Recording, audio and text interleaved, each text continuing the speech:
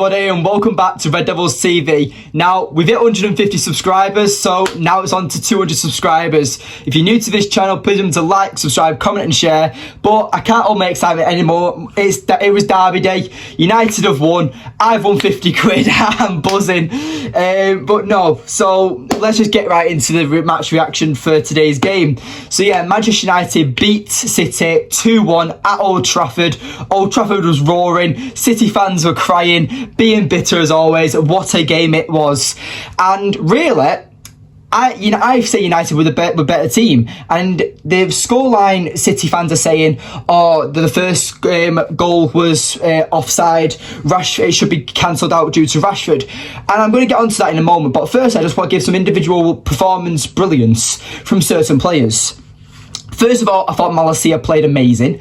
I felt like that he proper kept Mahrez in his place. He just marked him all game, and he did really well doing so. Fred as well. Fred is my contender for man of the match, by the way. Fred had an absolute blinding game. He kept Kevin De Bruyne in his pocket at all times. Oh, I would have never thought, like, 3 months ago, we could say, when we lost to City 6-3, that I would be saying in the next derby we play, Manchester United will be beating them 2-1 with Haaland being on the goal scoring record. Haaland's now not scored in over 300 minutes, and you could say that he's just going through a bad form at the moment. But like I've said, Haaland doesn't create chances for himself. He needs the service, and with City currently struggling to create goals, Haaland's not going to benefit from that. So, as I was saying, Fred was absolutely unbelievable. Wan-Bissaka kept Phil Foden at bay until, obviously, Grealish came on. And I don't really blame Wan-Bissaka for Grealish goal. But, again, I was saying to my granddad and my dad that with the way that Grealish runs across Wan-Bissaka and he leaves him for dead and heads the goal in, my granddad was turning around and saying that Malacia was been marking Mahrez all game, and he was giving Malacia a bit of stick because he was saying, oh, he just keeps fouling him.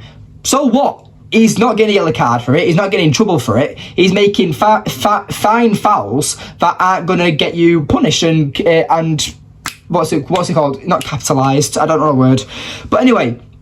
So, as I was saying, with the first goal with Grealish, Wan-Bissaka comes in to pretty much be mark behind Haaland, and Varane's in front of Haaland. But then it leaves Grealish to run into space, and he's free, and he heads the goal in. And obviously, then City fans are erupting. United fans, well, me especially, my head was in my hands, and I was just there like, oh no. Because then, as soon as City got that goal, they started creating. They started getting momentum. They were optimistic they were going to win this game. But what happened? A great ball to Rashford, to Bruno Fernandes, actually, it wasn't to Rashford, because this is why the goal is so controversial, because I can see it from where City fans and rival fans are crying about it, and see it from their point of view. Rashford doesn't touch the ball. So, therefore, even though Rashford makes the run and he was offside, the temptation Rashford must have had to shoot, by the way, in knowing that he was offside, that just shows the composure Rashford has learned under Ten Hag. Last season, if Rashford has that chance, he tries and scores it. But he knew he was offside. And I can probably imagine Bruno was shouting to him, don't shoot, don't touch it, I'm going for this. And obviously it messed up with the City keeper, it messed up with City's back line, because they didn't know what to do, because obviously they thought it was going to be offside. But again, Rashford didn't touch that ball, which allowed Bruno, who scored the goal, to shoot the ball, because at the end of the day, Rashford didn't interfere with play, so therefore Rashford wasn't involved with the goal, so he can't be offside. So that's just my take on it. I can see why City fans are annoyed at it, but by the rules, like what VAR is, like, if you obey by the rules, they're the rules. So you're going to win it. And if City beat United that way, I'd be pissed off as well. But again, you've got to admit, if Haaland was through on goal and he made the run, he was offside, and then he knew he had to leave it behind, and then Mahrez comes in off the wing and then shoots and scores the goal past De Gea, then City fans are cheering and stuff like that. So I think just because it's United as well, that everyone's going to criticise us saying, oh, United can only win by cheating. No, we're not cheating. We're playing by the rules. We scored a fair goal. It's not my fault City's defence are stupid and they didn't mark Bruno. Simple as. The second goal was brilliant as well. It was well crafted. Garnacho came on. Garnacho was ready and raring to go, and that's what you need. Marcus Rashford said it in his interview as well after the game, that you having players like Garnacho in the youth squad, hungry, ready and raring to get on that pitch, can make a difference, and he did. I tweeted that Garnacho, this is your day to become a Man United hero. He got the winning assist for Marcus Rashford. It was a great end to a game. You can't count United out anymore. People still think that when you're going up against Manchester United, it's still Ole Gunnar Solskjaer's United, Ralph Rangnick's Manchester United. This is Erik ten Hag's Manchester United, and we're different. The discipline Erik ten Hag has shown in this turnaround, it's Erik ten Hag's way or no way. The way he dropped Antony for 3 games for doing that stupid spin in the Europa League. Marcus Rashford was late for something and he was dropped in it, even though he was in great form, and he came on and scored the winning goal for Wolves. What Ten Hag has done for Manchester United to completely turned us around, and it's his first season, and you can say, oh, it's new manager bounce, this and this. No, it's not, because new manager bounce is the first 4 to 5 games of a new manager's tenure. He lost the first 2 to Brighton and Brentford. And people were saying, oh, I don't think Ten Hag's the right man. If you stick with it, if you see the vision that Erik ten Hag has, you know he's going to succeed. Look what he's done with Ajax. I see so many people saying that Ten Hag is copying the way that Arteta's run Arsenal. Bullshit to that. Because if you look the way Ten Hag ran Ajax, that's the way Arteta has run Arsenal since then. So it's technically Ten Hag's had his way, Arteta's copied that system, and Ten Hag's not copied Arteta, but he's brought his way to Manchester United. And this is what happens when a manager is backed. And I'm just so happy that United are winning. Beating Manchester City as well, being a United fan, being a Manchester United fan. I'm born in Manchester, I've lived in Manchester all my life. My entire life, it was be a United fan or be a City fan. And obviously, the Liverpool rivalry is a lot more historic, but for club and local football, it was either be a red or be a blue. The majority of my friends in school were red or blue, and it was great, but that's the way I was brought up. Kind of like how Paul Scholes said in the overlap with Gary Neville, how he said that obviously you're from Bury, you think the Liverpool rivalry is a lot more historic. I personally look forward to the City derby a lot more. And he's right. I look forward to the City derby more than the United derby, more than Liverpool derby. But anyway, that's enough for the history lesson. Let's just get back into the individual performances. Like I said, I've already given props to Malacia. I've already given props to Fred. Rashford, I was concerned about, considering he had that injury scare in the first half. But obviously he stayed on. Martial got took off. I'm going to speak about Martial in a minute as well. But the way Rashford just stuck in, because that's how you know you've got a passionate player on the way. Because if he's injured, and you know he's injured because the way he went down to have a breather for a second, he stayed on that pitch for the full 90 minutes to make sure that his team, Manchester United, won the game. And I just love Rashford at the moment. I love his celebration as well. It's so good. But anyway, Antony, I felt like when he came on, actually I'm going to speak about Martial first. So Martial is a difficult one, because I know there's a lot of Martial haters and critics and stuff. I personally think Martial's a good player, and I feel like he's a player that doesn't get your headlines, but he impacts the game. Why do you think Erik ten Hag is obsessed with him? Plus, I don't think he got took off at half-time for his performance either. I felt like he got took off just to avoid injury concern, because obviously he's only just come back from injury. He did a late fitness test before the match to make sure he was ready to play. So I felt like what Martial did was that when Martial was on the pitch, Akanji and Ake for City's defence were constantly marking him, were constantly being around him. Martial pretty much had 3 players around him at all times. And then people on Twitter and the fan base expect him to score a hat-trick. Like, come on, lads. But like I've said in previous videos as well, Rashford is benefiting from Martial's vision of play.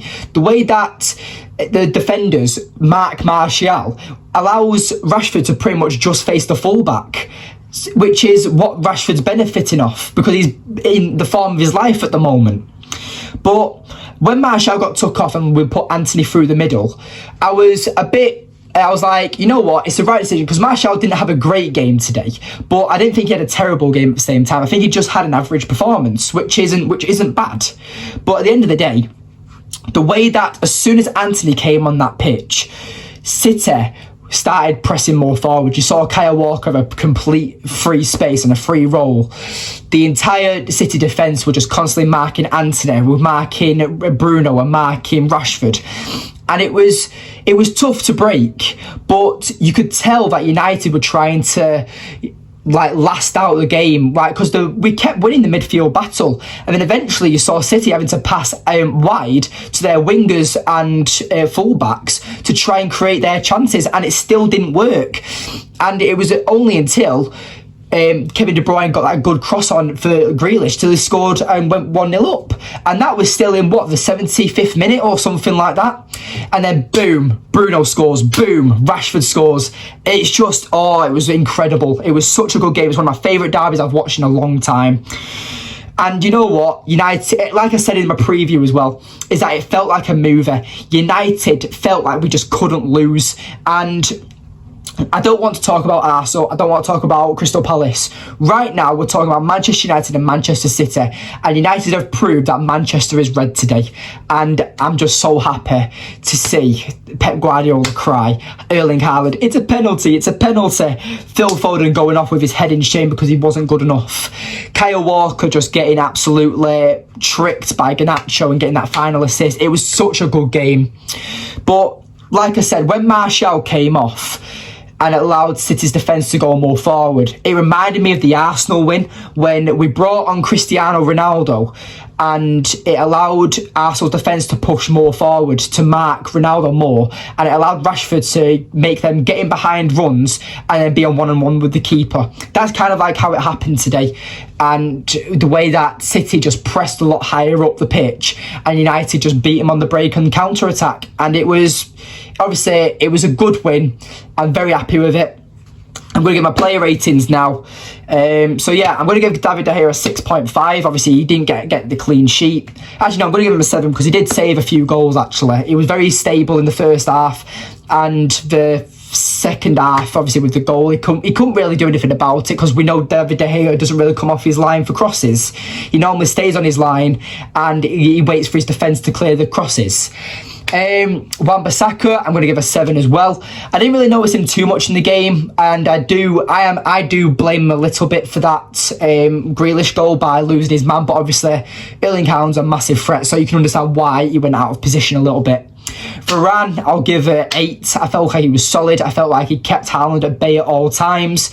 I felt like Haaland wasn't in the game at all. So it was a very, very good game for Raphael Varane. Luke Shaw, another great game at centre back. I'm going to give it a 7.5. I felt like he kept Haaland at arm's length. He also helped when Malacia lost Mahrez a few times, and he cleared the ball. He headed the ball out of the box a few times. It was great. I'm going to give the same rating to Malacia and a 7.5. I felt like he played well. For Mahrez being one of the best African players we've seen in the Premier League as well, I felt like, and he's in such good form as well, I felt like that Malacia had a very good game against him. It reminded me of the way that we played when Malacia played against Salah. It was just a very good game for Malacia. Casemiro, it was just world class.